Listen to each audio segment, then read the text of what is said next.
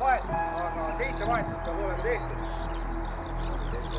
Pätks selliseks kuivaks ja suviseks etapiks ikkagi õigeaegselt valmis. Kell 12.00 läheb start ja kell 8 finiš. Ja etteruttavalt võin ära öelda, et peale kella 8.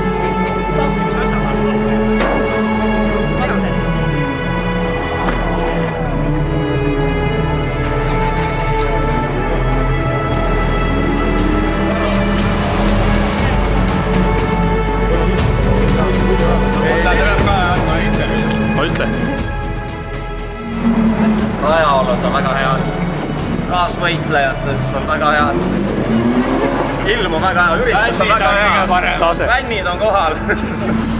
Paak tühi juba või? Paak on tühi. On jah? 2 tunniga sööb ära selle 45 liitrit kõigilisse mahuta. Okay. Ma vaatasin siin naabrimehed vahetasid teisi rehve juba, kui ta teil rehvid? Meil on plaanitud ikka 8 tundi kestma. On jah?